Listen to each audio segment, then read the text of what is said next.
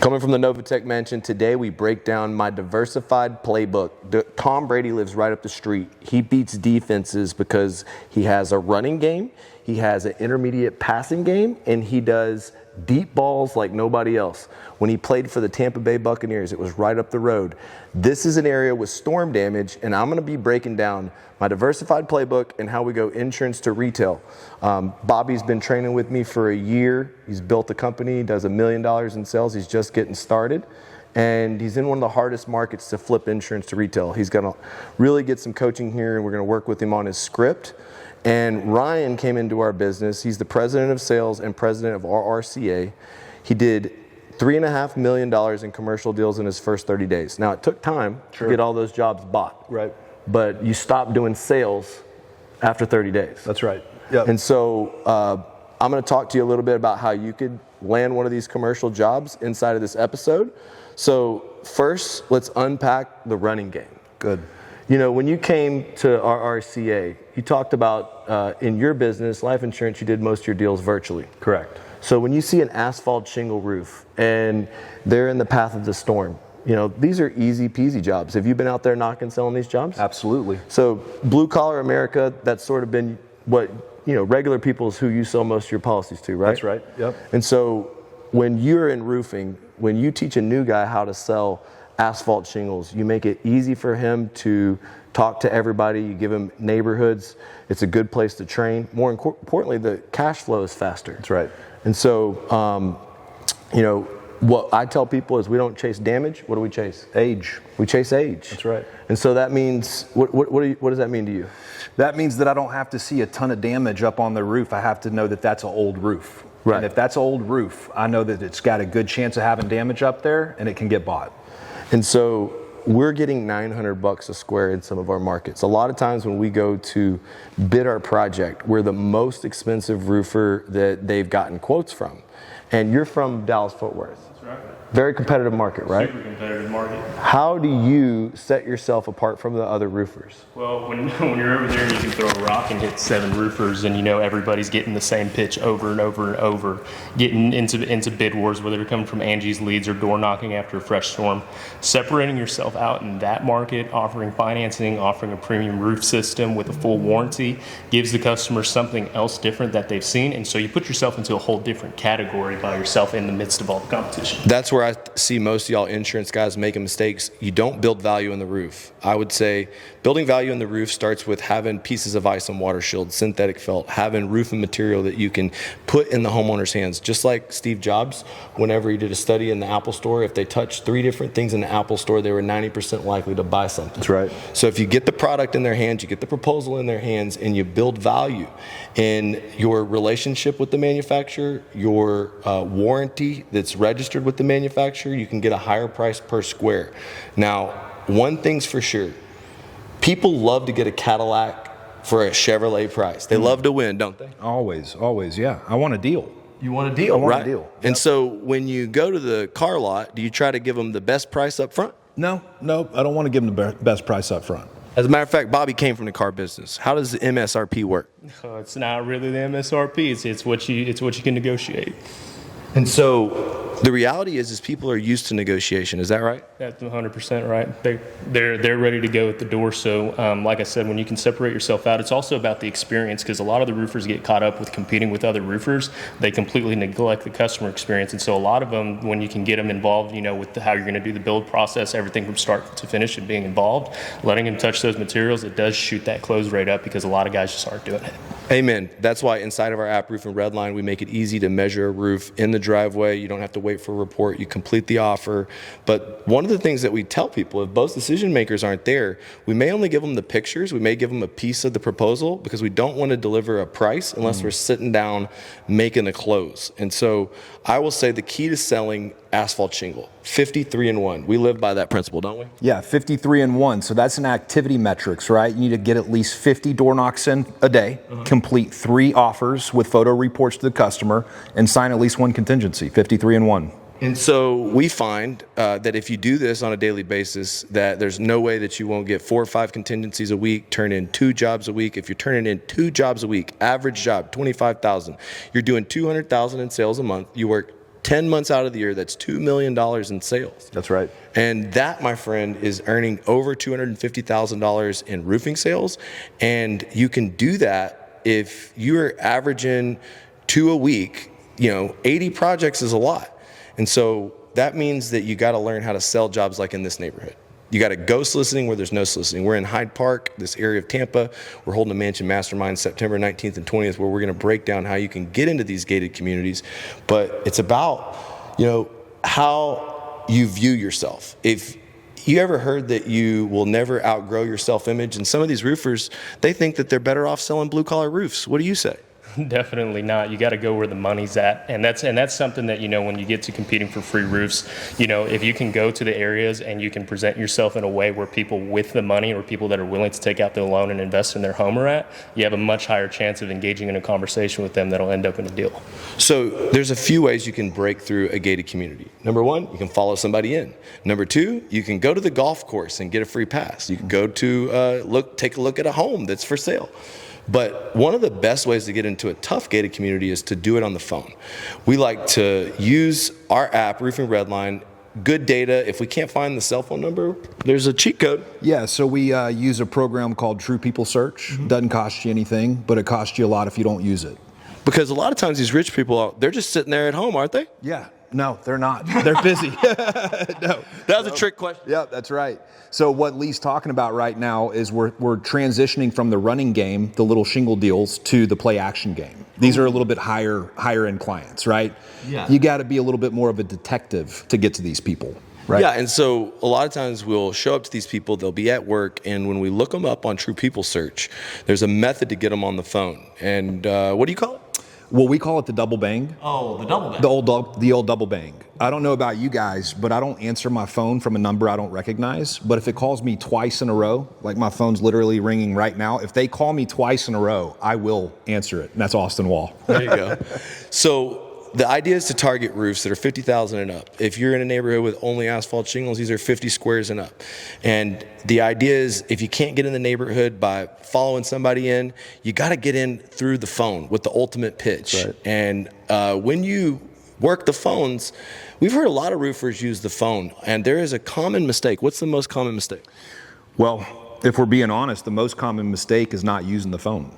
The second most common mistake is not having a good phone script and a good phone presentation that you're confident in. The third biggest mistake would be not completing the offer once you get in and do the inspection. Well, when you came in, you were acing deals right alongside of me. It was like immediately I heard someone sounding just like me, and it was because you understood tonality. And I think that roofers get this tone, and you kind of explain it's sort of high energy. It's sort of what does that sound like? Yeah, so, people don't like taking a sales call. And so what I want to do is be more of a project manager. So I'm going to give them a call, and I'm going to say, hey, Bobby, my name's Ryan. The reason I'm calling you is my boss, Lee, assigned me the investigation to your property following Hurricane Milton. Do you have a few minutes to talk to me? Sure. Okay, great. So our drone has detected damage on your property, and I just need to get a photo report out to you to show you the damage and some solutions to get it fixed. Would you prefer for me to text that to you or email you that? Dude, that was fire. Where do they go wrong? They're not asking the correct questions. They're not asking the right questions. And I do think it's really high energy. Hey, how you doing? This is Lee with RRCA. I just want to offer you a free inspection. What does that say to them? That's saying that you're a salesperson and they don't want to be sold anything. You need to be a solutions person, and they have a problem. So I explain it like this. If I were to say, hey, Lee, do you want to buy an air pump? You would say no. But if I said, hey, Lee, I was just out in the parking lot and I saw you had a flat tire and I have an air pump here for sale. You want to buy it? You have to create a problem before people want to let them give you a solution, or you give them a solution. Yeah, we've had a lot of luck with AI. We use text to get into gated communities. We create a lot of leads. We use the drone pitch, and it gets us in the door when we complete the offer. See, rich people, high-end homes, when you do what you say you're going to do, you complete a proposal with photos. A lot of times that's all you have to give them is some really detailed photos. If you do what you say you're going to do, that's going to earn you a seat at the table. That's right. And there you can deliver that certainty that it takes to close the deal. I'd say that the next biggest thing, Bobby, you're missing is landing your first $1 million deal, landing your first $500,000 deal. These are deals $250,000, $500,000 in profit. They pay six-figure commissions, and roofing contractors drive past the biggest jobs in the market because they don't know how to find the person in charge. I mean, Reonomy is a software we use, but a lot of times $1 million company, they look at the investment and they say, man, this is something I can't afford. You know, basically, commercial is the default, and you have to understand that we're looking for old roofs, but what we're doing is we're using data. We're trying to penetrate the LLC with an app. Now, for us, the best way for us to look up properties is ones that we've verified have an old roof or damage, that we're in the path of the storm. Then, you know, what we're gonna do is we're gonna use Reonomy, we're gonna find the owner. And a lot of times the numbers that are inside of that software, they don't get us there, do they? Not every time. So what do we do then? So that's whenever we flip back over to True People Search and cross-reference check them, and 85% of the time, that's going to give you the right number. So in your experience, when you deliver the pitch the way you did and you find the decision maker, what do you think your setting percentage is? What percentage of leads do you set? I would say at least 2 out of 3, 65% get set. Well, shit. I mean, if I knew it was that easy to just call commercial business owners that at least 50% of the time I got an appointment, why the fuck don't roofers do it? Well, it's because there's a process that you have to follow. In order to contact these people, you have to do some detective work. Mm-hmm. You not only have to find the damage, then you have to go through Reonomy to find the owner. Then you have to go through True People Search to get their cell phone number. That's too many steps for most people. But if I'm prospecting $1 million deal, I'll go through all those steps. Now, we said $3.5 million in 30 days, and people are like, no fucking way. But tell them the ugly side of that. How many leads did it take? So we locked ourselves into a call room for about 5 days and called 5 to 7 hours per day, and we put at least 100 leads into the pipeline. These are prospects. We had deals, the insurance wasn't right, we didn't verify it. We had deals that canceled, we had deals that didn't get bought, we got deals that we put into legal. But that's what it took to find 3 fast-moving deals. That's right. And we got one $1.2 million big tile roof. We took one flat roof. They offered $15,000 to $1.2 million. Ended up making a huge lick, 50% profit on our sales reps. Going to make about $120K. Mm-hmm. And so if you're watching this right now, dude, you're only one commercial deal away. If that commercial job makes $500,000 in profit and you're a $200,000 to $500,000 EBITDA company, now you qualify at $1 million in EBITDA to be worth $5 million bucks. And if you're watching this, dude, it's about being a part of the roofing gold rush. We want to invite you to this mansion, September 19th and 20th. We're going to be training right here. Dude, we have a limited number of spots because this couch, dude, it's like literally for people that are serious only. We're not talking to dabblers. This is doers. This is really for people that want to be a part of what we're doing, which is building $1 billion roofing company, creating 100 multimillionaires in a proven system. I've already got 400 million in results, but one of the biggest tweaks was so simple. We started talking about the script. Now I'm going to give you the secret on insurance to retail. It's so simple, it's stupid. It's fucking retarded. For one, my door-to-door pitch is more about how I go into a different mode. I literally flip the script and I pretend like I've sold 20 roofs in the neighborhood. How would I act? How would I think? How would I talk? When I introduce myself, hi, I'm Lee with RRCA. We're the ones taking care of all the roofs. I know you've seen the roofs getting replaced. Have you heard about what's going on? The neighbors didn't take their hard-earned money out of the bank account or 401k. They had legitimate damage. They were paid by their insurance company because of the storms. Now, if you have legitimate damage, you want it covered, right? Well, yeah, I'd want it covered. Yeah. And so it's the emphasis in which someone answers that question that you can find out a trial close. What's a trial close? Trial close is just kind of putting a feeler out there and seeing what they're up to, or is kind of, you know, if they'll be moving forward or not, and, you know, seeing if you can lock something down today. You look at their body language, you look at their eye contact, you look at how much they're nodding their head, and if there's a lot of enthusiasm behind their answer, you can whop that contract out right then. Yep. Next is the next magic question. This is all about getting a series of 3 agreements. You've gotten the first agreement. If you have legitimate damage, you want it covered. Now let me get the second agreement. Yep. So there's a catch. All right? Yep. The insurance companies deny claims. They delay responsibilities. You have an older roof. If we could only get 50 to 80% of this covered, you'd still do it, right? Yeah, I'd have to. Yep. And so how many times are roofing guys not even asking customers, if you could only get 50% of the roof, would you still do it? Because, dude, people that are going to buy a roof, that are already thinking about buying a roof, you know what their biggest objection is? You know what their biggest objection is to a claim? The cost. No. That's what people in Dallas say, but people that are unaware of the claims process, biggest objection, what do you think? Yeah, so I don't want my insurance company to drop me if I file a claim. Well, they think it's too good to be true. Yep. They think there's going to be consequences, and if we can get a free roof, there's no such thing as free. That's right, you're paying your deductible. That's right, you know, it's an act of God claim. You can't have your rates raised, but insurance companies can actually hold it against you. Mm-hmm. So the reality is that when you ask the person if we could get 50 to 80% of it covered, and again, you look at their emphasis, you look at their eyeballs, you look at their enthusiasm, and they emphatically say, yes, if you could get 50% of my roof covered, I'll do it. Mm-hmm. Okay, next question. We've gotten 2 agreements. Can I get a copy of your driver's license? Mm-hmm. This is an important thing. Dude, a lot of times when I go to do the inspection, I tell them if you have legitimate damage, you want it covered, right? So I'm going to go ahead and do the inspection. Go ahead and grab your policy. Mm-hmm. You go ahead and give them instructions. They're doing what you say. Now, at the very end, you ask for their driver's license. Mm-hmm. If they give you their driver's license, you take a screenshot in the app. We use a partnership with Truist Bank. One of the things I don't tell the customer is that, you know, I try to make it like I'm the one offering financing, that we have a program, that we have a way that we can get leverage to get more roof approved, that we can speed you up. Then I tell them, this is just how we do it. Can I get your social security number? And they usually say, you know, what is this? And I say, look, it's pretty simple. At no cost to you, we show the insurance company that we're fixing this. You already said if we could get 50% covered, you're going to do this. What this does is get us approved. This shows the insurance company you mean business, and it's at no cost to you. What's your social? And then you turn the phone over. You write the hard number contract, you get them secured on the no payment, no interest 12-month loan, and we're signing these insurance to retail on the same day. Mm-hmm. The next best time to offer retail is at the adjuster appointment. And going over the money with the insurance company, I talk about death by depreciation.